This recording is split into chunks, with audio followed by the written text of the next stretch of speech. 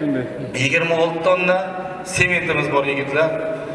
Qanday qilamiz, nima qilamiz? Men 3 oydan beri dekabr oyida olingan sement. Qanday qilamiz, nima qilamiz o'ylayotibman.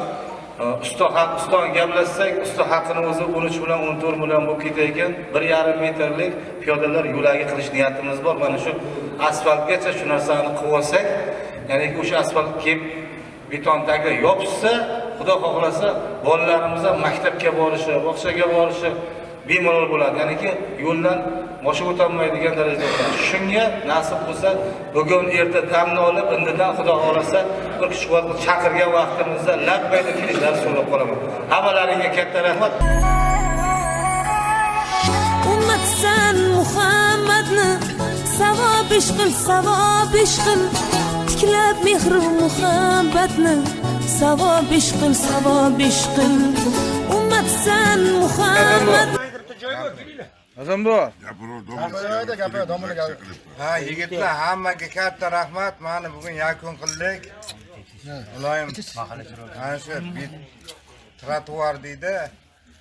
O'shalarda o'zimizning bolalarimiz, nevaralarimiz, o'zimiz, ayollarimiz, qizlarimiz yurib, mehmonlar yaxshi yo'llarda yurib, oyoqlari loy bo'lmasin. Nasib bo'lsa mana asfaltlarimiz bo'ladi, asfaltlar ham bitsa, mashinalarimizning balonlari ham loy bo'lmaydi. Nasib bo'lsa hammaga katta rahmat.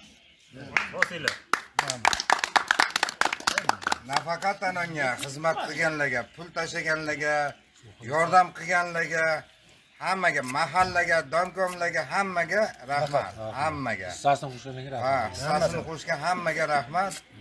Ular mana shunday hamisha birdan barakasi shu yerdan bolalarimiz o'ynab kulib yurib, faqat xavfsiz yo'lak, xavfsiz mahalla, xavfsiz hududga aylansin. Amin. Zo'rmisiz? Hasan aka zo'rmisiz? Agar inson olamdan o'tsa, uning amal daftarlari kesiladi. Olamdan o'tgandan keyin endi savob yozilish to'xtaydi. Ammo lekin 3 toifa bor dedilar payg'ambarimiz alayhisolatu vasallam. Mana shu 3 kishiniki savob amalini yozadigan daftari berkilmasdan turar ekan, savob yozilaverar ekan. Bu birinchisi sadaqai joriya qilgan odam.